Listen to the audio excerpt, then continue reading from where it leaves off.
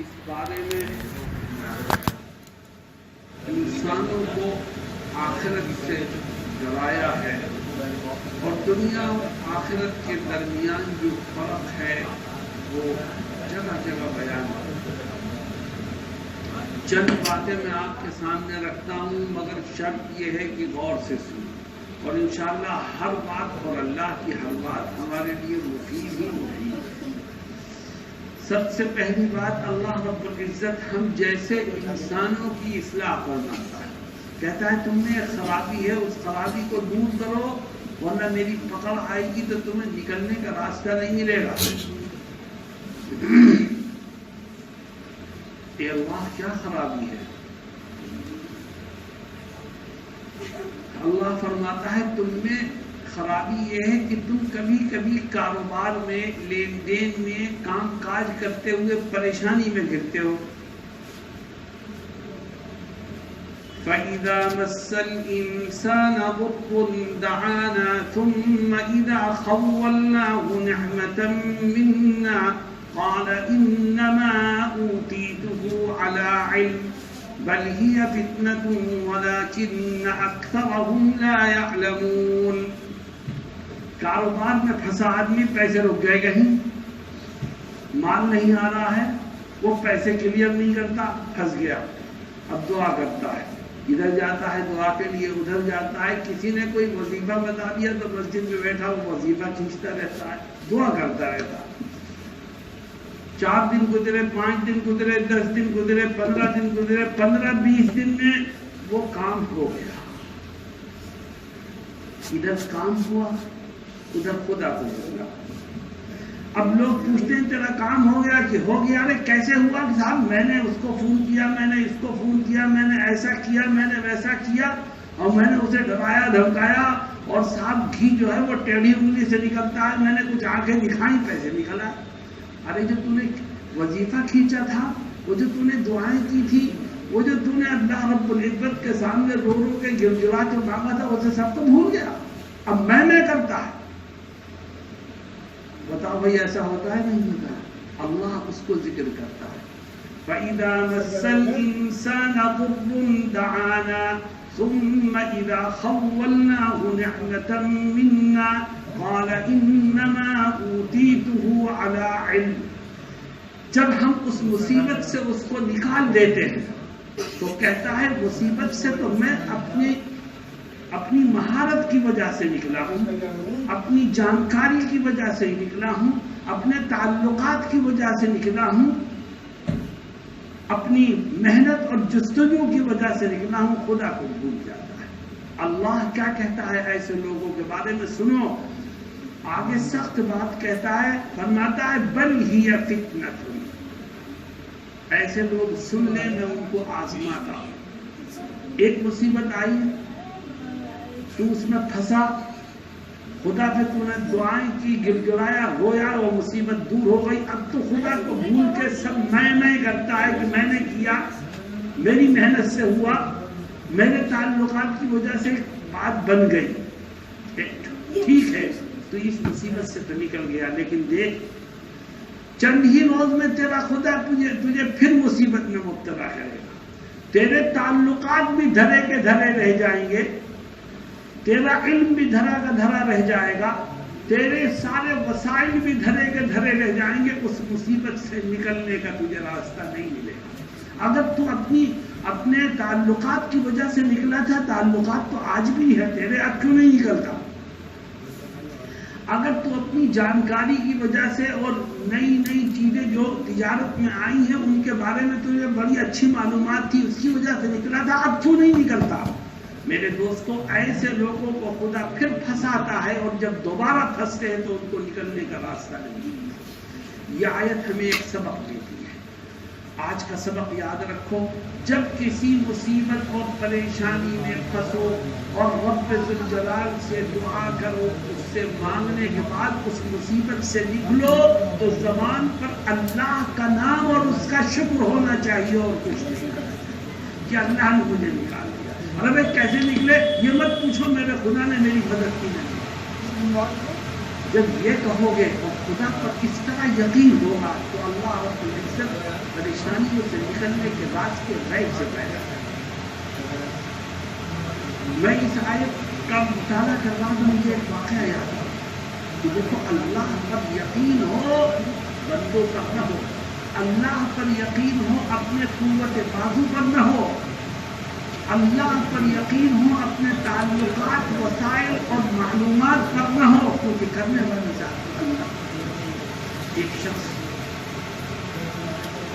جہاں بچے کی ولادت ہونے والی تو ڈاکٹروں نے جیسا آج کل کا رواج ہے کہہ دیا آپریشن کو، آپریشن کے اندر خرچہ ڈبل ہو جاتا ہے نارمل ڈلیوری کے مقابلے، ڈبل سے ٹربل ہو جاتا ہے، غریب آدمی پریشان کہاں سے علاج ہے وہ تو، لیکن اس کو اللہ پر یقین تھا۔ وہ برابر ایک میں مسجد کی وضو کر کے مسجد میں گیا اور اللہ کے رونے اور گڑگڑانے لگا، اے رب میرے پاس تو کچھ نہیں ہے، رات کا وقت ہے، میں کیسے ڈاکٹروں کی فیس بھروں اور اپنی بیوی کا علاج کیسے؟ اتنے میں مسجد کے گیٹ پر ایک گاڑی آ کے رکی، ایک پیسے والا گاڑی سے ہو کر کے مسجد میں دو رکعت نفل پڑتا ہے، لیکن وہ دیکھتا ہے یہ آدمی بیٹھا رو رہا ہے تو اس کے دل میں جذبہ ہوا کیوں رو رہا ہے، پوچھو نہیں۔ اس نے جا کے پوچھا کہ بھائی صاحب ذرا یہ بتاؤ کہ تم پریشان کیوں، کیا مسئلہ کیا ہے، کیوں رو رہے ہو رات میں اس وقت مسجد میں بیٹھے؟ اس نے تفصیل بتائی۔ وہ پیسے والا آدمی تھا، اپنے جیب سے نکال کے جتنے پیسے بنتے ہیں یہ اسے بتا دیا، ان کا جاؤ اس کے بیوی کا علاج کراؤ، بالکل پریشان ہو۔ وہ پھر اللہ کے حضور سجدے میں گرا، شکر ادا کیا اور جانے لگا۔ جب وہ جانے لگا تو یہ جو مالدار جس نے پیسے دیے تھے اس نے کہا سنو، اسے بلا کے اپنی جیب سے اپنا کارڈ نکال کے دینا چاہا کہ لو یہ کارڈ رکھ لو، جب تمہیں ضرورت ہو مجھے فون کر دو، میرے پاس آ جانا۔ اس نے کہا مجھے کارڈ کی ضرورت ہے، میں نے کہا رکھ لو، مجھے کہا مجھے کارڈ کی ضرورت ہے، مجھے تیرے نمبر کی ضرورت ہے، رکھ لو تمہارے کام آئے۔ جب زیادہ کہا تو اس نے جواب دیا، کہا میرے پاس اس ذات کا نمبر موجود ہے جس نے رات کی تاریکی میں تجھے گھر سے اٹھا کر کے مسجد میں بھیجا ہے، مجھے کسی کے نمبر کی ضرورت نہیں، میرے پاس رب ذوالجلال کا نمبر موجود ہے، 2 رکعت صلاۃ الحاجہ پڑھوں گا، اس کے سامنے ہاتھ پھیلاؤں گا، وہ میری ضرورتوں کو پورا کر دے گا۔ خدا پر اعتماد کرو، اللہ تمہاری مصیبتوں کو دور کرے گا، اور جب تم یہ میں کرو گے تو میں کہا کرتا ہوں کہ بکری میں کرتی ہے، اس کے گلے پہ چھری پھرتی ہے۔ اللہ کو میں پسند نہیں، اللہ کو تو تواضع اور انکساری پسند ہے۔ اللہ رب العزت یہی ہمیں اس آیت میں سکھا رہا ہے۔ اور آج مسلمان کا حال یہ ہے کہ پریشانیوں پر پریشانیوں میں گھر رہا ہے، اور ایک پریشانی سے نکلتا ہے دوسری میں گر جاتا ہے، اور پھر بھی وہ اللہ کی طرف متوجہ نہیں ہوتا، اور یہ نہیں کہتا کہ میرے رب نے مجھے بچا لیا ہے۔ نہیں، ابھی نئی حکومت بن رہی ہے، اس سے پہلے بھی بنی تھی، بہت سے لوگ حکومت بنتے ہی پریشانی میں مبتلا ہوئے، پھر کچھ دن کے بعد ان کا کام چلنے لگا۔ ارے بھائی کام چلنے لگا، 4 مہینے 5 مہینے کام بن رہا، پھر کیسے چل رہا ہے؟ ارے صاحب وہ فلاں منسٹر کو میں نے پکڑا، فلاں MP کو میں نے پکڑا، فلاں ایک دوست تھا اسے پکڑا، اور سب کا سورس لگایا، میرا کام پھر چل پڑا۔ ارے سب سے بڑی سورس تو خدا کی ہے، تو اس کو تو بھول جاتا ہے۔ کتنا رویا ہوگا تو، کتنا تو نے اس سے دعا کی ہوگی، کتنا گڑگڑایا ہوگا، اور کام ہو گیا تو اسے بھول جاتا۔ یاد رکھ، کام ہونے پر اگر تو اب اسے بھولے گا تو آئندہ جب تو پھنسے گا تو وہ تجھے بھول جائے گا۔ فَإِذَا مَسَّ الْإِنسَانَ الضُّرُّ دَعَانَا فَإِذَا مَسَّ الْإِنسَانَ ضُرٌّ دَعَانَا ثُمَّ إِذَا خَوَّلْنَاهُ نِعْمَةً مِنَّا قَالَ إِنَّمَا أُوتِيتُهُ عَلَى عِلْمٍ۔ اللہ رب العزت ہمیں اپنی ذات پر سچا اعتماد نصیب فرمائے۔ دوستوں اور ساتھی، آگے اس بارے میں اللہ رب العزت ایک ایسی آیت بیان کرتا ہے جو رہتی دنیا تک آنے والے ہر انسان کو خوش کرنے، مسرور کرنے اور روح کو تازگی پہنچانے میں سب سے اہم کردار ادا کرتا ہے۔ اللہ کیا کہتا ہے؟ اپنے نبی سے کہتا ہے کہ اے نبی، میرے ان بندوں سے کہہ دیجئے جن سے بہت گناہ ہوئے، بڑی نافرمانیاں ہوئی، میرے احکامات کو انہوں نے توڑا اور پیروں تلے روندا، میرے ان بندوں سے کہہ دیجئے کہ اپنے رب کی رحمت سے مایوس ہو، صرف 2 کام کر لیں، کتنے ہی گناہ ہوں میں پل بھر میں ان تمام گناہوں کو معاف کروں، صرف 2 کام۔ قل يا عبادي الذين أسرفوا على أنفسهم لا تقنطوا من رحمة الله إن الله يغفر الذنوب جميعا إنه هو الغفور الرحيم۔ اے نبی آپ میرے ان بندوں سے کہہ دیجئے جنہوں نے اپنے جانوں پر ظلم کرتے ہوئے گناہ کیے، کیا کہہ دیجئے کہ لا تقنطوا من رحمت اللہ، کہ خدا کی رحمت سے مایوس مت ہو، ان اللہ یغفر الذنوب جميعا، رب ذوالجلال تمہارے سارے گناہوں کو معاف کرے، انہ هو الغفور الرحیم، وہ تو بڑا رحیم اور مغفرت کرنے والا ہے، بس 2 کام کرنا ہے تمہیں۔ اے اللہ وہ 2 کام کیا ہے؟ فرماتا ہے وَأَنِيبُوا إِلَىٰ رَبِّكُمْ وَأَسْلِمُوا لَهُ مِن قَبْلِ أَن يَأْتِيَكُمُ الْعَذَابُ ثُمَّ لَا تُنصَرُونَ۔ پہلا کام یہ، گناہ کتنے بھی ہو گئے ہو فکر مت کرو، 2 کام کر لو۔ پہلا کام یہ کہ سچے دل سے توبہ کرو، اور دوسرا کام یہ کہ وَأَسْلِمُوا، اور اس بات کا عہد کر لو کہ اے رب آئندہ میں تیرے احکام پر عمل کروں، ابھی تک کی زندگی میں جو گناہ ہوئے اس سے توبہ کروں، اور آئندہ خدا کی اطاعت کا دم بھر لو۔ اللہ کہتا ہے پل بھر میں تمہارے تمام گناہوں کو معاف کروں۔ اور پھر دیکھو اتنی ہی بات نہیں، اس کا رحم و کرم دیکھو، وہ کہتا ہے تم نے توبہ کی اور آئندہ میری اطاعت کا عہد کیا، میں نے گناہ معاف، پھر چند دن کے بعد تم سے پھر گناہ ہو گیا، فکر مت کرو، تم پھر توبہ کرو، میں پھر معاف کروں گا۔ یاد رکھو تم توبہ کرتے کرتے تھک سکتے ہو، مگر تمہارا رب معاف کرتے کرتے نہیں تھکے۔ میرے دوستو یہ 2 شرطیں خدا نے ذکر کی ہیں، اور یہ 2 شرطیں بڑی اہم ہیں۔ دیکھو انسان توبہ نہ کرے اور اللہ کی طرف متوجہ نہ ہو تو اس کا مطلب یہ ہے کہ اسے اپنی آخرت کی کوئی فکر نہیں، اور جب ہمیں اپنی آخرت کی کوئی فکر نہیں تو رب ذوالجلال تو بہت بے نیاز ہے، اسے کسی چیز کی بھی ضرورت نہیں۔ وَأَنِيبُوا إِلَىٰ رَبِّكُمْ وَأَسْلِمُوا لَهُ مِن قَبْلِ أَن يَأْتِيَكُمُ الْعَذَابُ ثُمَّ لَا تُنصَرُونَ۔ توبہ کرو اور اللہ کی اطاعت کا وعدہ کرو اس سے پہلے کہ عذاب آئے، اور جب عذاب آ جائے گا تو پھر تمہاری کوئی مدد نہیں کر سکے گا۔ اور دیکھو مسلمانوں، آپ بیٹھے ہوئے ہو، میں بار بار کہتا ہوں کہ قرآن کیا کہتا ہے، اتنے لوگ بیٹھے ہیں، آپ قرآن کا ترجمہ ہی تو سننے آئے ہیں۔ قرآن کیا کہتا ہے؟ وَاتَّبِعُوا أَحْسَنَ مَا أُنزِلَ إِلَيْكُم مِّن رَّبِّكُم مِّن قَبْلِ أَن يَأْتِيَكُمُ الْعَذَابُ بَغْتَةً وَأَنتُمْ لَا تَشْعُرُونَ۔ اللہ کہتا ہے اے مسلمانوں، آسمان سے جو کتاب نازل ہوئی ہے اس کی اتباع کرنے میں لگ جاؤ، اس سے پہلے کہ کہیں اچانک عذاب آئے اور تمہیں پتہ بھی نہ چلے۔ آج قرآن کریم سے امت کی دوری تباہی کی اور بربادی کی واضح علامت ہے۔ ہم بھی قرآن کریم کو سنتے ہیں، ترجمہ اور تفسیر میں بیٹھتے ہیں، لیکن عمل کا جذبہ اگر ہمارے دل میں پیدا نہ ہوگا تو یاد رکھو خدا کی پکڑ سے ہم بھی نہیں بچ سکتے۔ کیونکہ الفاظ دیکھو، اللہ کہتا ہے وَاتَّبِعُوا أَحْسَنَ مَا أُنزِلَ إِلَيْكُم مِّن رَّبِّكُم مِّن قَبْلِ، تم اتباع کرو، اطاعت کرو ان آیات کی جو تمہارے رب نے آسمان سے نازل کی ہے۔ صرف سننے کی بات نہیں کہی گئی، صرف پڑھنے کی بات نہیں کہی گئی، صرف ترجمے اور تفسیر کی مجلس میں شریک ہونے کی بات نہیں کہی گئی، اتبعوا، اس کی اتباع کرو، اس پر عمل کرو۔ آؤ ہم طے کریں کہ انشاءاللہ ہم جو کچھ سن رہے ہیں اس پر عمل کریں گے۔ اللہ کیا کہتا ہے آگے جھنجھوڑتا ہے، اتبعوا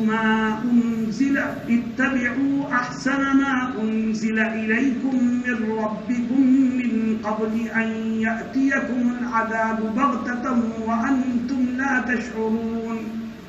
اور جب اچانک عذاب آئے گا اور تم اس کی پکڑ میں آؤ گے اور خدا کے دربار میں گناہوں سے لدے ہوئے تمہیں پیش کیا جائے گا تو تم کیا کہو گے؟ لیکن وہاں تمہارا رونا پیٹنا تمہارے کام نہیں آئے گا، وہاں کیا کہو گے؟ ان تقول، کیا ہے قاری صاحب؟ ان تقول نفس یا حسرتا علی ما فرطت فی جنب اللہ وان کنت لمن الساخرین۔ اللہ اکبر، دیکھو آج مسلمانوں کا یہی حال ہے۔ اللہ کہتا ہے اچانک عذاب آئے گا اور تمہیں پکڑا جائے گا تو تم خدا کے دربار میں کھڑے ہو کے کیا کہو گے؟ ہائے میری برکات، میں نے خدا کے حکم کو پورا کرنے میں بڑی کوتاہی کی، وَإِن كُنتَ لَمِنَ السَّاخِرِينَ، اور میری خرابی یہ تھی کہ میں خدا کی باتوں کو سن کر کے ان کا مذاق اڑایا کرتا۔ آج دین کی باتیں سن کر کے مذاق کافر نہیں اڑاتا، مسلمان اڑائے گا۔ نمازوں کا مذاق، روزوں کا مذاق، دین کی تعلیمات کا مذاق، شریعت کے اعتبار سے جو وراثت کی تقسیم قرآن و حدیث میں موجود ہے، مسلمان اس کو پیروں تلے ہونے والا اور کہتا ہے میں عدالت میں جا کے کورٹ سے فیصلہ کرواؤں گا، مجھے شرعی فیصلہ نہیں چاہیے۔ نعوذ باللہ۔ میرے دوستوں اور ساتھیوں، اللہ کہتا ہے اس دن کے آنے سے پہلے اپنے آپ کو سدھار لو، وہاں کھڑے ہو کے رو گے تو وہ رونا تمہارے کام نہیں آئے گا۔ اور انسان ایک اور بات کہے گا، او تقول لو ان اللہ ہدانی لکنت من المتقین، یہ بھی کہے گا پریشانی کے عالم میں جب عذاب کو دیکھے گا، کہے گا اگر میں سیدھے راستے پر نہیں چلا تو اس کی وجہ یہ تھی کہ میرے خدا نے مجھے ہدایت نہیں دی، میں مجرم نہیں ہوں، ہدایت ہی نہیں ملی تو میں کیا کرتا۔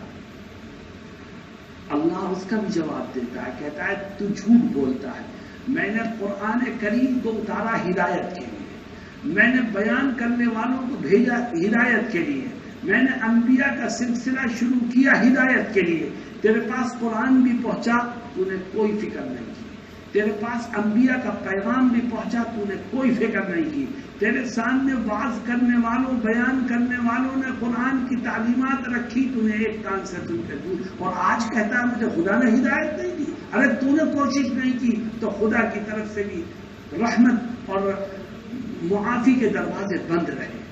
ان تقول نفس یا حسرتا علی ما فرطت فی جنب اللہ وان کنت لمن الساخرین، او تقول لو ان اللہ ہدانی لکنت من المتقین، او تقول حین ترى العذاب لو ان لی کرۃ فاکون من المحسنین۔ اور تیسری بات بھی اللہ ذکر کرتا ہے، کہتا ہے جب آدمی عذاب کو دیکھے گا اور آخرت میں پکڑ ہوگی تو کہے گا اے رب مجھے واپس کر کے دیکھ، مجھ سے زیادہ نیک آدمی اب دنیا میں کوئی نہیں ملے گا تجھے، مجھے ایک مرتبہ واپس بھیج۔ اللہ کہے گا واپسی کے دروازے اب بند ہو چکے۔ میرے دوستوں اور ساتھیوں، اللہ نے ہمیں قرآن کریم جیسی عظیم کتاب دی ہے، اور اللہ ہمارے سامنے اس بات کا اعلان کرتا ہے قرآن کے ذریعے کہ ہر گناہ گار کے گناہ کو معاف کرنے کے لیے میں تیار بیٹھا ہوں، صرف دو کام کرنا۔ پہلا کام سچے دل سے توبہ کرنا، اور دوسرا کام اس بات کا عہد کر لو کہ جو خدا کا حکم ہے آئندہ میں اس پر پورے طور پر عمل کی کوشش کروں۔ جو بھائی تیار ہو دونوں کا؟ جب جس نے یہ دو کام کیے، خدا کہتا ہے ان اللہ یغفر الذنوب جميعا، اللہ رب العزت ایسے لوگوں کے تمام گناہوں کو معاف کرتے ہیں۔ میرے دوستو، آج کل کی راتیں بڑی مبارک ہیں، اور خاص طور پر یہ طاق راتیں بڑی اہم ہیں. سونا تو پورے سال ہوتا رہتا ہے، کیا ان راتوں میں جاگ نہیں سکتے؟ جاگ کر کے، رو کر کے، گر گرا کر کے اپنے گناہوں کی معافی، چاہے بڑے سے بڑا گناہ ہو، اللہ کہتا ہے میں معاف کروں. اور یہ عہد کرو کہ اللہ میں اپنے آگے آنے والی زندگی کو سدھارنے کی کوشش کروں گا، تو میری مدد کرنا. اللہ اپنے بندوں کے ظاہر کو بھی دیکھتا ہے، اپنے بندوں کے باطن کو بھی دیکھتا ہے. ان راتوں میں یہ کام کر لو. آج کی رات بھی طاق رات ہے. اپنے گھر پہ جا کے تھوڑا آدھا گھنٹہ، پون گھنٹہ، 1 گھنٹہ آرام کر کے پھر اٹھ جاؤ، نوافل پڑھو، رو، گر گڑاؤ، توبہ کرو. ان اللہ یغفر الذنوب جميعا. خدا کا یہ اعلان آ گیا میں سارے گناہوں کو معاف کروں گا. اس کو سننے کے بعد بھی توبہ کر کے جو اپنے گناہوں کو معاف کرانے کی فکر نہ کرے، اس سے بڑا بدنصیب کوئی نہیں. اللہ رب العزت ہمیں اور ساری امت کو اس کی توفیق عطا فرمائے. میرے دوستوں آگے چلو. اللہ رب العزت آگے آیت میں ایک عجیب بات کہتا ہے. دیکھو خدا نے فرشتوں کو پیدا کیا. فرشتے ایسی مخلوق ہے جو کبھی گناہ نہیں کرتے. فرشتوں کے بھی مختلف درجات ہیں اور مختلف کام ہیں. خدا سے سب سے زیادہ قریب وہ فرشتے ہیں جو خدا کے عرش کو اٹھائے ہوئے ہیں. ان کا کام ہے وہ عرش کو اٹھائے کھڑے. وہ نہ ہلتے ہیں، نہ جلتے ہیں، نہ آگے بڑھتے ہیں، نہ پیچھے. جیسے یہ تھم ہے جس کے اوپر گیٹ بنا ہوا ہے، ایسے ہی وہ تھم کی طرح اللہ کے عرش کو اٹھائے کھڑے. وہ جو عرش کو اٹھائے ہوئے ہیں فرشتے، وہ دعا کرتے ہیں. اب بڑی عجیب دعا ہے. کس کے لیے؟ انسانوں کے لیے، ہمارے اور تمہارے لیے. ہم اور تم ان کی دعاؤں میں شریک ہونا چاہتے ہیں تو ہمیں ان آیات پر غور کرنا ہے. وہ فرشتے کیا دعا کرتے ہیں؟ اللہ کہتا ہے الذین یحملون العرش ومن حوله یسبحون بحمده ویستغفرونه یسبحون بحمده. وہ فرشتے جنہوں نے خدا کے عرش کو اٹھا رکھا ہے، وہ اللہ رب العزت کی حمد و ثنا کرتے ہیں، اس پر ایمان لاتے ہیں، یقین کامل ان کے دل میں موجود ہے. اور کیا کرتے ہیں؟ وہ اللہ سے دعا کرتے ہیں. جس کے لیے وَيَسْتَغْفِرُونَ لِلَّذِينَ آمَنُوا. وہ لوگ مغفرت کی دعا کرتے ہیں اللہ سے ایمان والوں کے لیے. کون سے ایمان والوں کے لیے؟ دیکھو جو پیچھے آیت میں نے ابھی آپ کے سامنے یہ بات رکھی کہ اللہ وعدہ کرتا ہے کہ میں تمام گناہوں کو معاف کر دوں گا 2 شرطوں کے ساتھ. آدمی سچی توبہ کر لے اور اپنی زندگی کو سدھارنے کا وعدہ کر لے. یہاں پر بھی انہی 2 باتوں کا تذکرہ ہے کہ وہ فرشتے جنہوں نے اللہ کے عرش کو اٹھا رکھا ہے، وہ خدا سے ان ایمان والوں کے لیے مغفرت کی دعا کرتے ہیں جو سچے دل سے توبہ کرتے ہیں اور خدا کی اطاعت کی کوشش میں لگ جاتے ہیں. الذین یحملون العرش ومن حوله یسبحون بحمد ربه ویؤمنون به ويستغفرون للذين آمنوا ربنا وسعت كل شيء رحمة وعلما فاغفر للذين تابوا واتبعوا سبيلك وقهم عذاب الجحيم. اے رب تیرا علم بہت وسیع ہے، تیری رحمت بھی بڑی وسیع ہے. ہم دعا کرتے ہیں تیرے ان ایمان والے بندوں کے لیے جو سچے دل سے توبہ کرتے ہوں. اے اللہ تو ان کی مغفرت فرما. جو تیری اطاعت اور فرما برداری میں لگنے کا عہد کرتے ہوں، اے اللہ تو ان کی مغفرت فرما. للذین تابوا واتبعوا سبیلک وقهم عذاب الجحیم. اے اللہ جو سچے دل سے توبہ کر رہے ہیں اور اپنی زندگی کو سدھار رہے ہیں، اے رب ہم ان کے لیے یہ دعا کرتے ہیں کہ تو ان کو جہنم کے عذاب سے بچا دے.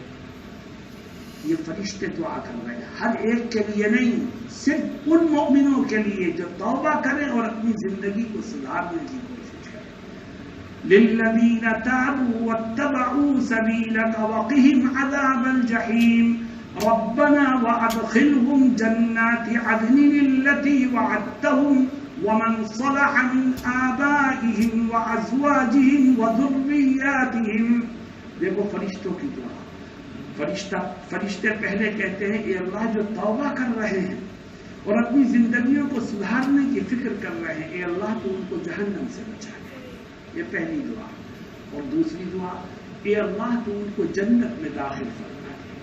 اور اتنے پر رکے نہیں فرشتے، فرشتے کہتے ہیں اے رب تو ان کو بھی جنت میں داخل کر، ومن صلح من آبائهم، اور ان کے آبا و اجداد میں سے ان کو بھی جنت میں داخل کر جو نیک راہوں پر چلنے والے تھے. فرشتے آبا و اجداد کے لیے بھی دعا کرتے ہیں اور اولاد کے لیے بھی دعا کرتے ہیں. ومن صلح من آبائهم وازواجهم وذریاتهم. اے اللہ ان کے آبا و اجداد کو، ان کی بیگمات کو، ان کی اولاد کو جو نیک راہوں پر چلنے والے ہیں ان کو بھی جنت میں داخل کرو. اور تیسری دعا فرشتوں کی وقهم السیئات ومن تق السیئات یومئذ فقد رحمتہ. تیسری دعا کہ اے رب جو لوگ توبہ کر رہے ہیں اور اپنی زندگی کو سدھارنے کی فکر میں لگے ہوئے ہیں، اے رب ہم دعا کرتے ہیں کہ تو ان کو ہر پریشانی سے دنیا اور آخرت میں محفوظ کرنا. دیکھو غور کرو یہ کون سے فرشتے دعا کر رہے ہیں؟ عام فرشتے نہیں. الذین یحملون العرش، یہ وہ فرشتے ہیں جنہوں نے خدا کا عرش اٹھا رکھا. یہ دعا کرتے ہیں ان لوگوں کے لیے جو توبہ کریں اور اپنی زندگی کو سدھار لیں. کیا دعا کرتے ہیں؟ 3 دعا. پہلی دعا کہ اے رب ان کو جہنم سے بچا دے. دوسری دعا کہ اے رب ان کو ان کے آبا و اجداد اور آل اولاد کو سب کو جنت میں داخل کر.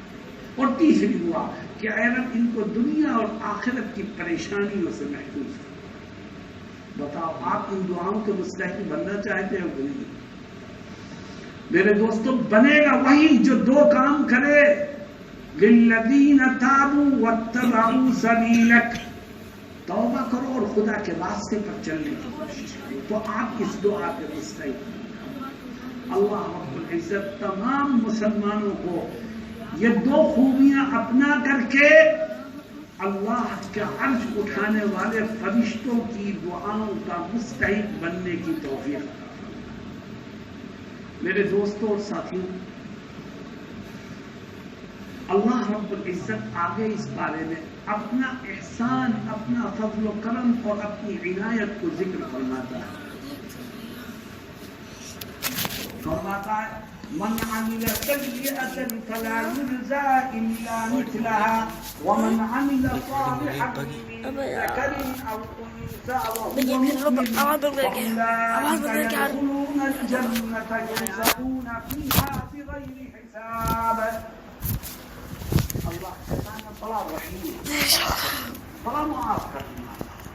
تم میں سے کسی نے گناہ کیا، ایک گناہ کیا تو یاد رکھو تمہارے نام اعمال میں بھی برائی ایک ہی لکھوں گا. جتنا بڑا گناہ ہوگا اتنی ہی بڑی برائی کی جائے. من عمل سیئة فلا یجزى الا مثلها. جس نے گناہ کیا تو اس کو سزا اس کے گناہ کے برابر ہی ملے گی، اس سے زائد نہیں.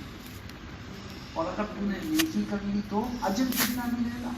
اللہ فرماتا ہے جس مرد اور عورت نے نیکی کی اور اچھا کام کیا تو میں اس کو کیا بدلہ دوں گا؟ فرماتا ہے میں بدلہ اتنا دوں گا، اتنا دوں گا، اتنا دوں گا کہ تیرے پاس کوئی کیلکولیٹر نہیں ہے جس میں تو حساب کر سکے. فَأُولَئِكَ يَدْخُلُونَ الْجَنَّةَ يُرْزَقُونَ فِيهَا بِغَيْرِ حِسَابٍ. جس نے نیک کاموں کو انجام دیا تو میں اس کو نیکی کے بدلے میں جنت میں داخل کر کے بے حساب نعمتوں سے مالا مال کروں. دیکھ برائی کی تو نے تو تیری ایک برائی کے بدلے میں ایک ہی گناہ دکھا دیا.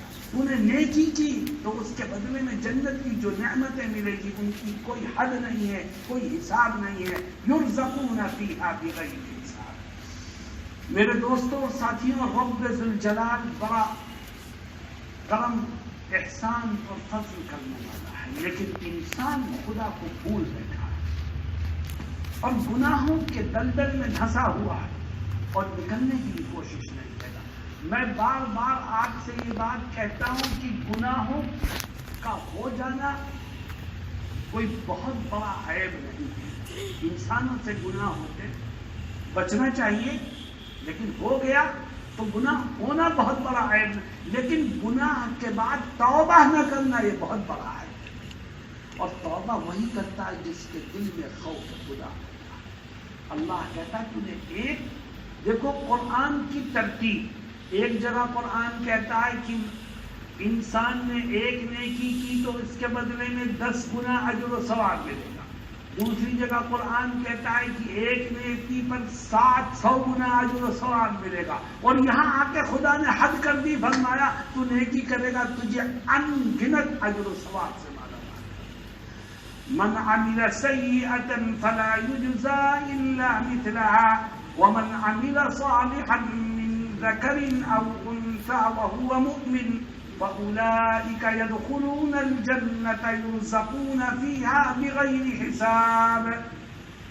میرے دوستوں اور ساتھیوں، اللہ رب العزت کی قوت اور طاقت کو، اس کے رحم و کرم کو، اس کے فضل اور اس کی عنایات کو پہچاننے کی کوشش ہو، ورنہ یاد رکھو جتنا وہ رحیم ہے، جتنا وہ کریم ہے، جتنا وہ معاف کرنے والا ہے، اتنا ہی گناہ کرنے والوں کو پکڑنے کی بھی اس میں طاقت ہے اور وہ سزا دینے میں بھی بہت آگے ہے۔ لیکن حدیث شریف میں فرمایا کہ اللہ کے نبی کہ اللہ کہتا ہے، کیا کہتا ہے؟ کہتا ہے رحمتی سبقت علی غضبی، کہ میرا رحم و کرم، عفو و درگزر میرے غصے اور جلال سے زیادہ آگے بڑھا ہوا ہے۔ غصہ اور جلال کم ہے، رحم و کرم، عفو و درگزر آواز بند کر دی۔ لیکن جب غصہ اور پکڑ اس کی آتی ہے تو خدا اپنی پکڑ کے بارے میں خود کہتا ہے ان بطش ربک لشدید،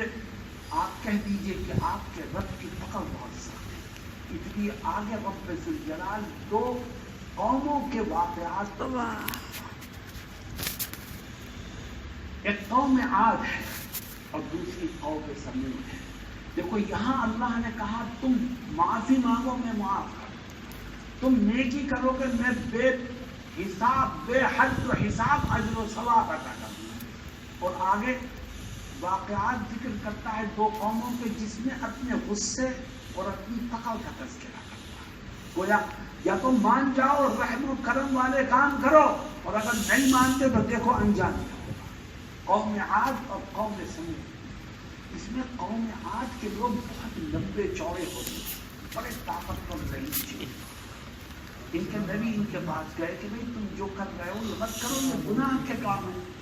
ان کا جاؤ جاؤ اور اپنا کام کرو، جیسے آج لوگ کہتے ہیں بولے صاحب جائیے، جو ہوگا دیکھا جائے گا، نعوذ باللہ۔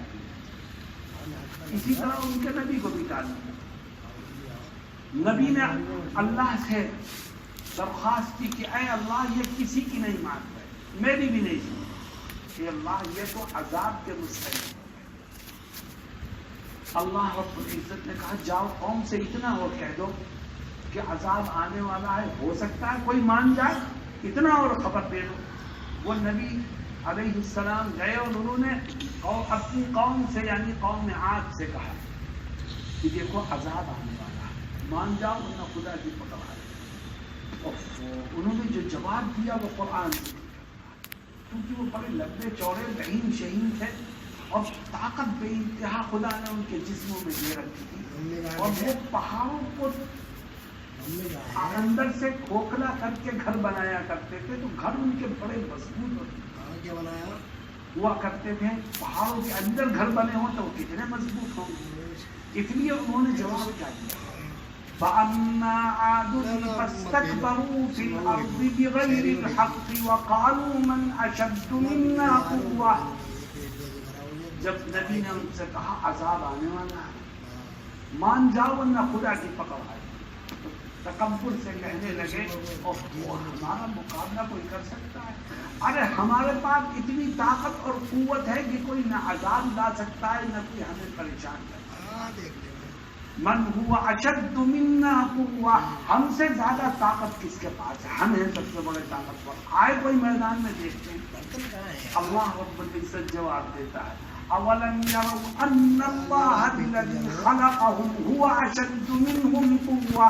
ارے ان بے وقوفوں سے کہہ دو کہ جس خدا نے ان کو طاقت دی ہے یقیناً اس کے پاس ان سے زیادہ طاقت ہے۔ بے شک ان کے پاس طاقت تو خدا ہی کی دی ہے، یہ کہیں ماں کے پیٹ سے تو نہیں لے کے آئے تھے۔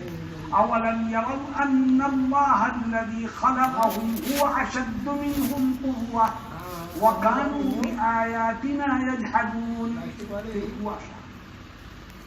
کچھ دن گزرنے کے بعد عذاب آیا، اور عذاب بھی کس چیز کا؟ ہوا تھا۔ مفسرین لکھتے ہیں کہ ایک طرف یہ قوم ہے جس کو اپنی طاقت پر بڑا ناز تھا، دوسری طرف ہوا ہے جو ایک معمولی چیز ہے۔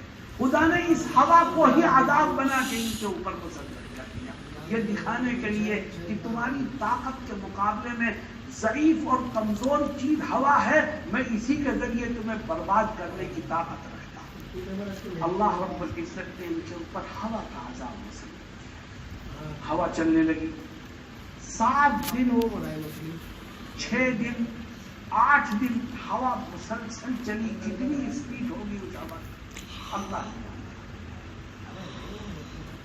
نبی سے انہوں نے سنا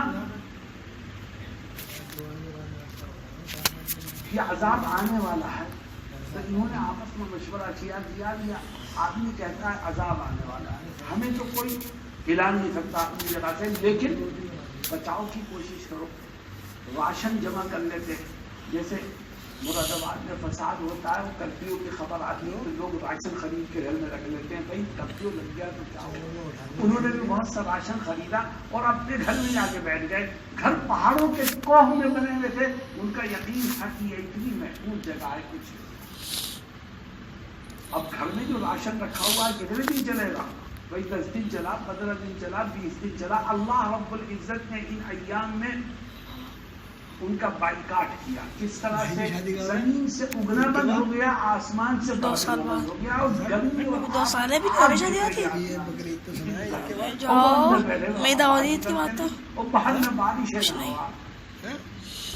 کچھ دن کے بعد یہ بات نہیں پھر رشتہ ہوا بھی تو، اور اس کے ساتھ بادل بھی دکھائی دیا، یہ بڑے خوش ہوئے اور کہنے لگے بھائی موسم اب ٹھیک ہونے والا ہے، قحط ختم ہونے والا ہے، بادل بھی ہے اور ہوا بھی ہے۔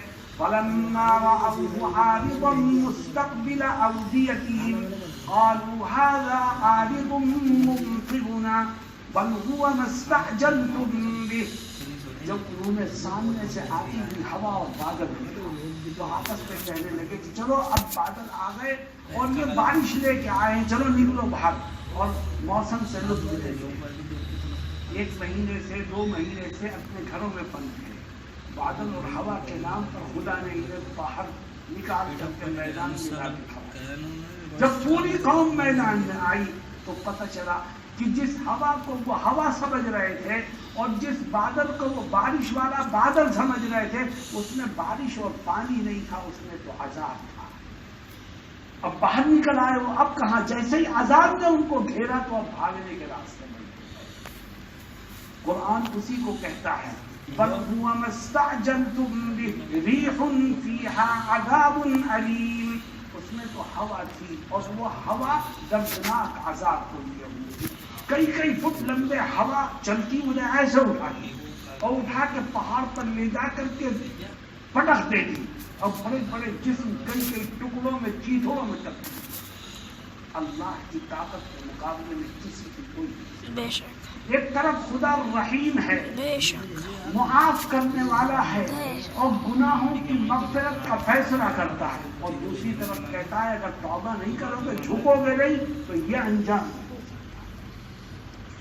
میرے دوستوں ساتھ رمضان کے ان مبارک لمحات میں ہم اللہ کے سامنے جھکنے والے ہیں، اور اسی طرح رب ذوالجلال قوم سمود کا تذکرہ کرتا ہے، کہتا ہے کہ قوم سمود کو ہم نے ہدایت کی راہ دکھائی تھی، لیکن ان بدبختوں نے کیا کیا؟ فاستحبوا العمى، انہوں نے پسند کیا گمراہی کو، علی الہدی، کس پر؟ ہم نے ان کو ہدایت کی راہ دکھائی تھی، ہدایت کے راستے کو چھوڑ کر گمراہی کے راستے پر چلے گئے، ان کے اوپر بھی ایک عذاب مسلط ہوا جس کا نقشہ ہم بھی دیکھتے ہیں۔ اللہ اکبر، ان کے اوپر جو عذاب مسلط ہوا تھا وہ زلزلے کا، زمین ہلی اور ایک ایسی چیخ زمین کے اندر سے نکلی کہ ہر انسان کا دل اس کے سینے یار میں نزل ہو گیا اچھا خاصا، اور ساری آبادی اوپر تھی، کچھ ہی لمحوں میں وہ زمین کے نیچے۔ اللہ کی طاقت، اور یہ منظر تو ہم اپنے ملک میں بھی دیکھتے رہتے ہیں، اور دنیا میں جگہ جگہ زلزلے آتے ہیں اور لمحوں میں پوری آبادی تہس نہس ہوتا ہے۔ میرے دوستو، اللہ سے ڈرو، اور اللہ سے ڈرنے کے لیے ہمیں کرنا چاہیے۔ اللہ آگے کی آیات میں اس کی وضاحت کرتا ہے، اور یہی بات یار نہیں یار ہو گئی کیا کرتا ہے؟ خدا کہتا ہے کہ دنیا میں ہمارے بہت سے دشمن ہیں، یہاں کافروں کا تذکرہ نہیں کرتا، دشمن۔ جس طرح کافر خدا کا دشمن ہے، اسی طرح وہ مسلمان بھی خدا کا دشمن ہے جو اس کی تعلیمات سے بغاوت کرتا ہے۔ وہ مسلمان بھی خدا کا دشمن ہے جو نبی کے احکامات کو پیٹ دکھاتا ہے۔ وہ مسلمان بھی خدا کا دشمن ہے جو نام کا مسلمان ہو اور دینی تعلیمات سے اس کا کوئی تعلق نہیں۔ قرآن کیا کہتا ہے؟ وَيَوْمَ يُحْشَرُ أَعْدَاءُ اللَّهِ إِلَى النَّارِ فَهُمْ يُوزَعُونَ۔ ہم قیامت کے دن اللہ کے دشمنوں کو جمع کریں گے۔ اللہ کے دشمن آ گیا، ہم میں سے بھی ہو سکتا ہے، غیروں میں سے بھی، اور وہ دشمن خدا کے سامنے زبان چلا کر کے اپنے گناہوں کا انکار کریں گے۔ اللہ رب العزت کہتا ہے کہ تمہاری بھول ہے کہ تم انکار کر کے نکل جاؤ، مجھے دھوکہ دے کے نکل جاؤ، مجھ سے باتیں بنا کے نکل جاؤ، یہ تمہاری بھول ہے۔ جب تم انکار کرو گے، نام اعمال کا انکار کرو گے، گناہوں کا انکار کرو گے، فرشتوں کو جھٹلاؤ گے، تو میں کیا کروں گا؟ حَتَّى إِذَا مَا جَاءُوهَا شَهِدَ عَلَيْهِمْ سَمْعُهُمْ وَأَبْصَارُهُم وَجُلُودُهُم بِمَا كَانُوا يَعْمَلُونَ۔ تو میں تمہاری زبان تھوڑی دیر کو بند کر، پھر کیا ہوگا؟ تمہاری آنکھیں بولیں گی تمہارے خلاف۔ تم میری آنکھوں کو غلط جگہوں پر کب استعمال کیا، یاد رکھو، تم آنکھوں کے گناہوں کو بھول گئے ہوگے، لیکن تمہارے رب کے رجسٹر میں لکھا ہوا ہے، وہاں سے وہ کبھی نہیں۔ کانوں نے کون سے گناہ کیے؟ کان خود بولیں گے، جسم کا ایک روح ہمارے خلاف گواہ، سینسر فٹ ہے ہمارے جسم میں، اور خدا کہے گا ہمارے جسم سے بولو۔ انسان اپنے ہاتھوں کو دیکھے گا، کہے گا تو دنیا میں بولتا نہیں تھا، تو میرا ہاتھ ہے، تو آج بول کیسے رہا، اور وہ بھی میرے خلاف۔ جب ہاتھ، پیر، آنکھ، کان، جسم کے مختلف حصوں کی گواہیاں ختم ہو جائیں گی، اللہ انسان کی زبان پھر کھول دے گا۔ تو اب انسان اپنے جسم کے اعضاء کو دیکھے گا، کہے گا تو میرے جسم کا حصہ میرے خلاف بول رہا۔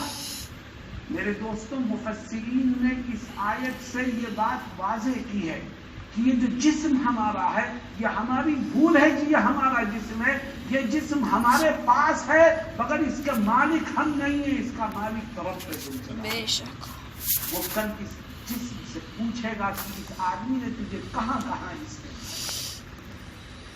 اور پھر اپنے ہاتھ سے کہے گا کہ تم دنیا میں بولتے نہیں تھے، آج کیسے بولنے لگے؟ انسان کے اعضاء اس کو جواب دیں گے، قالوا انطقنا اللہ الذی انطق کل شیء، ہم کو بولنے کی طاقت اس رب ذوالجلال نے دی ہے جو ہر چیز کو زبان دینے کی قوت رکھتا ہے۔ اس نے ہم سے کہا بولو، ہم بولنے لگے۔ وہ چاہے تو جانوروں کو زبان دے دے، وہ چاہے درختوں کو زبان دے دے، وہ چاہے پتھروں، اس نے ہم سے کہا تم بولو، ہم بھی بولنے لگے۔ اللہ رب العزت آگے کیا کہتا ہے؟ مسلمانوں غور کرو اس بات کو، میدان محشر کی اس بات کو ذکر کر کے آگے کیا کہتا ہے؟ کہتا ہے وَمَا كُنْتُمْ تَسْتَطِيعُونَ أَن يَشْهَدَ عَلَيْكُمْ سَمْعُكُمْ وَلَا أَبْصَارُكُمْ وَلَا جُلُودُكُمْ وَلَكِنْ ظَنَنْتُمْ أَنَّ اللَّهَ لَا يَعْلَمُ كَثِيرًا مِّمَّا تَعْمَلُونَ. اللہ کہتا ہے جب تم دنیا میں رہتے ہوئے کام کرتے ہو کچھ تو تم اس بات کو بھول جاتے ہو کہ تمہارے ہاتھ، تمہاری آنکھیں، تمہارے کان، تمہارے جسم کا رواں تمہارے خلاف گواہی دے گا. تم اسے بھول جاتے ہو. تمہیں بھولتے ہیں نہیں بھولتے. وَمَا كُنْتُمْ تَسْتَطِيعُونَ، تم بچتے نہیں اس بات سے کہ یہ اعضاء تمہارے خلاف گواہی دیں گے تو ہوگا کیا. کیوں نہیں بچتے؟ اس لیے کہ تمہیں یہ یقین ہے، تمہاری یہ سوچ ہے کہ تمہارے بہت سے اعمال اور گناہ ایسے ہیں جن کا پتہ تمہارے خدا کو نہیں ہے. یہ جو تمہاری سوچ ہے یہی تمہاری بربادی اور تباہی کی جا ہے. وَلَكِنْ ظَنَنْتُمْ أَنَّ اللَّهَ لَا يَعْلَمُ كَثِيرًا مِّمَّا تَعْمَلُونَ وَذَلِكُمْ ظَنُّكُمُ الَّذِي ظَنَنْتُمْ بِرَبِّكُمْ أَرْدَاكُمْ فَأَصْبَحْتُمْ مِنَ الْخَاسِرِينَ. یہی گمان کہ تمہارے اعمال کی خبر تمہارے رب کو نہیں لگتی، یہی وہ گمان ہے جس نے تمہیں برباد اور تباہ کر. دیکھو اگر یقین ہو اس بات کا کہ میرے حافظ ہو گیا تو آدمی دو کام کرے گا. پہلا کام تو یہ کرے گا گناہوں سے بچنے کی کوشش، اور دوسرا کام یہ کرے گا اگر گناہ ہو جائے تو فوراً فکر کرے گا میرے رب نے دیکھ لیا اس گناہ کو، اس لیے فوراً توبہ کرے گا، 2 آنسو بہا کر کے اس کی معافی کی درخواست کرے گا. لیکن ہمارا حال کیا ہے؟ نہ تو ہم گناہ سے بچتے ہیں اور گناہ ہونے پر توبہ بھی نہیں کرتے. تو گویا ہمارے ذہن میں ہے ہی نہیں کہ ہمارے کرتوت ہمارے رب کے سامنے. وَمَا كُنْتُمْ تَسْتَطِيعُونَ أَن يَشْهَدَ عَلَيْكُمْ سَمْعُكُمْ وَلَا أَبْصَارُكُمْ وَلَا جُلُودُكُمْ وَلَكِنْ ظَنَنْتُمْ أَنَّ اللَّهَ لَا يَعْلَمُ كَثِيرًا مِّمَّا تَعْمَلُونَ. اللہ کہتا ہے یہی تمہاری بھول ہے، اسی گمان نے تمہیں بربادی کے گھاٹ اتارا ہے. اب تم خود فیصلہ کرو کیا کرنا ہے، کیا ہوگا. اللہ آگے کہتا ہے یا تو تم جہنم پر صبر کرو، ٹھیک ہے، وہاں کے عذاب جھیلو، اور یاد رکھو جس دن تم جہنم میں جاؤ گے تمہاری منت سماجت، تمہاری خوشامد، تمہارا آہ و بکا، تمہارا رونا پیٹنا تمہارے کچھ کام نہیں آئے گا. اگر بچنا ہے تو آج ہی سے فکر کرو اپنے آپ کو گناہ سے بچاؤ، اور اگر گناہ ہو جائے تو سچے پیچھے جاؤ.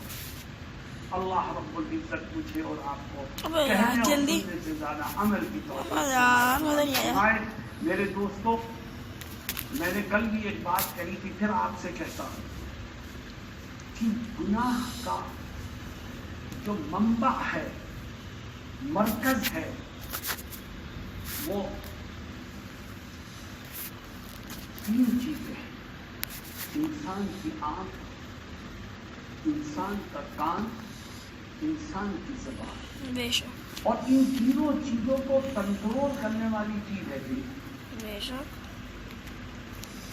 دل میں اللہ کا خوف پیدا کرو اور اس بات کا یقین بٹھاؤ جو میں کر رہا ہوں میرا خدا دیکھ رہا ہے. جب اس بات کا یقین دل میں بیٹھے گا تو آنکھ غلط چیز کی طرف اٹھنے سے رکے گی، کان غلط باتیں سننے سے رکے گا، زبان غلط بات بولنے سے رکے گی، کیونکہ دل میں یقین بیٹھا ہے کہ رب دیکھ رہا ہے. بس اور جب دل سے یہ یقین نکل جائے گا تو ہر ایک آزاد ہے، آنکھ بھی آزاد، کان بھی آزاد، زبان بھی آزاد. اور پھر ٹھکانا فَإِن يَصْبِرُوا فَالنَّارُ مَثْوًى لَهُمْ وَإِن يَسْتَعْتِبُوا فَمَا هُمْ مِنَ الْمُعْتَبِينَ. پھر ٹھکانا جہنم ہے، اس پر صبر کر کے بیٹھنا پڑے گا، بچنے کی پھر کوئی صورت نہیں. اللہ ہم سب کو کہنے اور سننے سے زیادہ عمل کی توفیق دے. اللهم صل على محمد وعلى آل محمد كما صليت على إبراهيم وعلى آل إبراهيم إنك حميد مجيد. اللهم لك الحمد كله ولك الشكر كله. اللهم لا نحصي ثناء عليك أنت كما أثنيت على نفسك. ربنا آتنا في الدنيا حسنة وفي الآخرة حسنة وقنا عذاب النار وقنا عذاب القبر وقنا عذاب الحشر وقنا عذاب الدنيا اللهم إنا نسألك العفو والعافية والمعافاة الدائمة في الدين والدنيا والآخرة يا الله يا أكرم الأكرمين يا أرحم الراحمين يا عماد من لا عماد له يا سند من لا سند له يا ذخر من لا ذخر له يا حرز الضعفاء يا كنز الفقراء نسألك العفو والمغفرة نسألك الخير كله ونعوذ بك من الشر كله اے اللہ اے رحیم اے کریم اے پیدا کرنے والے آقا تیرے پاس بڑی طاقت ہے تیرے پاس بڑی قوت ہے تو پریشان حال لوگوں کی مدد کرتا ہے تو بیماروں کو شفا دیتا ہے تو مصیبت زدوں کی مصیبتوں کو دور کرتا ہے اے اللہ تیرے پاس بڑی طاقت بڑی قوت ہے تیری بڑی عزت ہے تو شہنشاہوں کا شہنشاہ ہے تو بادشاہوں کا بادشاہ ہے تو ارحم الراحمین ہے تو اکرم الاکرمین ہے اے اللہ تو عذاب دینے کی بھی طاقت رکھتا ہے اور اے رب تو گناہ گاروں کو معاف کرنے کی بھی قوت رکھتا ہے اے رب جب کوئی تجھ سے معافی مانگتا ہے تو تو فرشتوں کو گواہ بنا کر کے اس کی معافی کا اعلان کرتا ہے اے اللہ آج کی اس مبارک رات میں ہم بھی اپنے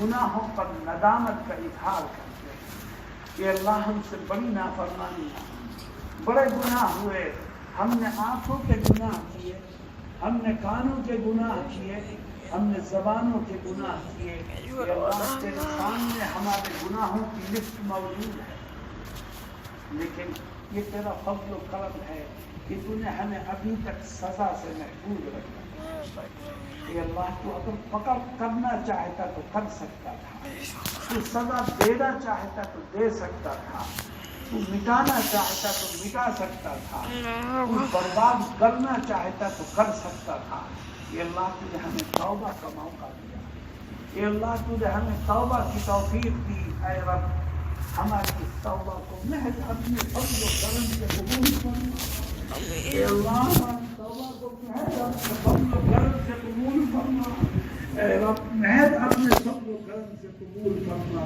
اے اللہ ہمارے پاس کوئی عمل نہیں ہے جو تیرے سامنے پیش کیا جا سکے نہ ہماری نمازیں اس قابل نہ ہمارے روزے اس قابل نہ ہماری تراویح اس قابل نہ زکوٰۃ و صدقات اس قابل اے اللہ تو محض اپنے فضل و کرم سے ہماری توبہ کو قبول کر اے اللہ ہم نے جو گناہ کیے ہیں ہم ان کے اقراری مجرم ہیں کہ اللہ ہم نے نفس اور شیطان کے مکر و فریب میں پھنس کے اپنے رب کو بھلا دیا ہم نے گناہ کیے لیکن یہ نہیں سوچا کہ تو ہمیں دیکھ رہا ہے ہم نے گناہ کیے لیکن اس کی فکر نہیں کی کہ تیرے علم میں بات آ رہی ہے اے اللہ تیرا ڈر دل سے نکل گیا تھا اے اللہ ہم اس کا اقرار کرتے ہیں اور آج سچے دل سے توبہ کرتے ہیں اے اللہ تو ہماری توبہ کو قبول فرما ہمارے گناہوں کو معاف فرما اے اللہ ہم میں سے کسی کی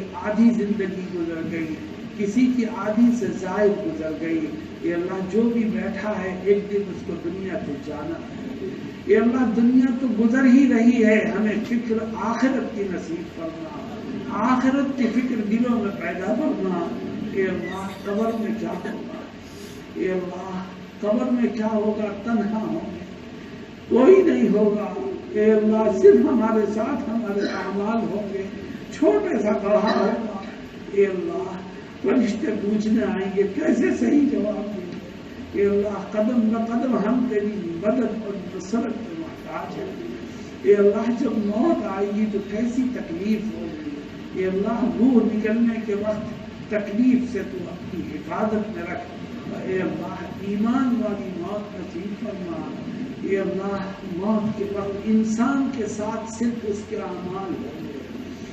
اے اللہ ہم کاروباری لوگ ہیں، ہم نے بہت جھوٹ بولا، ہم نے بہت بےایمانیاں کی، دوسروں کے پیسے دبائے، الٹے سیدھے کام کیے، بینک سے لون لے کے کام کیا۔ اے اللہ ایک ایک گناہ ہماری نظروں کے سامنے، تجھ سے کچھ چھپا ہوا نہیں۔ ہمارے کپڑے بہت صاف ستھرے مگر ہمارا کردار بہت خراب ہے۔ اے میرے رب ہمارے ہر عمل کو تو جانتا ہے، ہم میں سے ہر ایک کی زندگی تیرے سامنے کھلی ہوئی کتاب ہے۔ اے اللہ تو نے آج تک ہمارے عیوب کو چھپایا ہے، اے اللہ ہمارے گناہوں پر تو نے پردہ ڈالا ہے، یہ بھی تیرا فضل ہے، تیرا احسان ہے۔ اگر گناہ کھل جاتے تو کوئی ہماری طرف رخ کر کے سلام کرنا بھی گوارا نہ کرتا، ہمیں اپنے پاس بٹھانا بھی گوارا نہ کرتا۔ اے اللہ تو نے پردہ ڈال رکھا ہے، تو نے گناہوں کو چھپا رکھا، تو سب جانتا ہے پھر بھی تو پردہ ڈالتا ہے، یہ تیرا رحم ہے، کرم ہے۔ اے اللہ جس طرح تو نے آج ہمارے گناہوں پر پردہ ڈالا ہے، اے اللہ میدان محشر میں بھی ہمارے گناہوں کو چھپا دے اپنے، اے اللہ اپنی اوٹ میں لے کر کے، اے اللہ جہنم سے بچا لے، مغفرت کا دروازہ کھول دے۔ اے رب رمضان کی یہ مبارک لمحات ہے، اے اللہ یہ بڑی مبارک رات ہے، اے اللہ بڑی مبارک رات ہے۔ جتنے ساتھی بیٹھے ہیں اور تمام امت کے ہر مسلمان کو اے اللہ شب قدر کی عبادت کا موقع نصیب فرما، شب قدر نصیب فرما، شب قدر نصیب فرما، اے اللہ شب قدر نصیب فرما، اور اے اللہ شب قدر میں معافی طلب کرنے والوں کے گناہوں کو معاف فرما دے۔ اے اللہ تیرے نبی فرماتے ہیں صلی اللہ علیہ وسلم کہ آج کی رات بھی شب قدر ہو سکتی ہے۔ اے اللہ مجرم تیرے سامنے موجود، گردن جھکی ہے، اے اللہ جرم سے ہمارے قلوب بھرے ہوئے، اے اللہ ہمیں اپنے گناہ یاد آ رہے، اے میرے رب رحیم کے دربار میں مجرم کھڑے ہیں، اے اللہ اپنے مجرم بندوں کو معاف کر، اے اللہ گناہگار بندوں کو معاف کر، اے میرے رب ہم کس کے پاس جائیں، کس سے رحم کی بھیک مانگے؟ اے اللہ تو ہی رحم کرنے والا، تو ہی مغفرت کرنے والا، تو ہی معاف کرنے والا، اے اللہ مجرم سزا پانے والے تیرے سامنے موجود ہے، اے اللہ تو سزا بھی دے سکتا ہے، اے رب تو معاف بھی کر سکتا ہے، اے اللہ تو معاف فرما دے، کرم فرما دے، فضل فرما دے، مغفرت کے فیصلے فرما دے، اے اللہ اپنے نیک بندوں میں شامل فرما دے، اے اللہ دنیا عافیت سے گزار دے، اے اللہ ہمیں کسی امتحان میں مبتلا نہ فرما، نہ جانی امتحان میں مبتلا فرما، نہ مالی امتحان میں مبتلا فرما، اور اے اللہ استقامت عطا فرما، اے اللہ دنیا سے زیادہ آخرت کی فکر نصیب فرما، اے اللہ دنیا تو گزر ہی رہی ہے اور جو تقدیر میں لکھا ہے وہ ملتا رہے گا، دنیا گزرتی رہے گی، اے اللہ آخرت کی فکر نصیب فرما، اے اللہ تیرا سامنا کس منہ سے کریں گے، اے اللہ تیرے نبی کا سامنا کس منہ سے کریں گے، اے اللہ ان گناہوں کو لے کے جائیں گے تو کیسے میدان محشر میں نظریں اٹھیں گی، اے اللہ تو معاف فرما دے، کرم فرما دے، فضل فرما دے، اے اللہ جہنم سے آزادی نصیب فرما دے، اے اللہ یہ جہنم سے آزادی کا عشرہ چل رہا ہے، آخری عشرہ، اے اللہ ہمیں بھی جہنم سے آزادی نصیب فرما، ہماری آل اولاد کو بھی جہنم سے آزادی نصیب فرما، ہمارے باپ دادا آبا و اجداد کو بھی آزادی نصیب فرما، اے اللہ ہماری آنے والی نسلوں کو بھی آزادی نصیب فرما، اے اللہ تو ہی بچانے والا، اے اللہ تو ہی بچانے والا، اے اللہ تو ہی مغفرت کرنے والا ہے، اے اللہ ہم سب کو جہنم سے آزادی کا پروانہ نصیب فرما، اے اللہ جتنے ساتھی بیٹھے ہیں سب کو آج کی رات خاص طور پر اور ہر پاک رات میں اٹھ کر کے نمازیں پڑھنے، تہجد پڑھنے، اپنے گناہوں پر رونے اور توبہ کرنے کی توفیق عطا فرما، اور ساری امت کو رمضان کے ان لمحات کی قدردانی کی توفیق سے مالا مال فرما۔ اے اللہ تو کہتا ہے مجھ سے مانگو میں دوں گا، میرے سامنے رو میں تمہارے گناہوں کو معاف کر کے توبہ کو قبول کروں۔ اے اللہ ہمارے پاس کچھ نہیں علاوہ تیری توفیق سے آنکھ سے آنسو کے 2 قطرے ہی ٹپکا سکتے ہیں، اس کے سوا کچھ بھی نہیں ہے۔ اے اللہ یہ بھی تیری توفیق سے ہوگا۔ اے اللہ ان خطروں کو قبول فرما، اے اللہ رونے کو قبول فرما،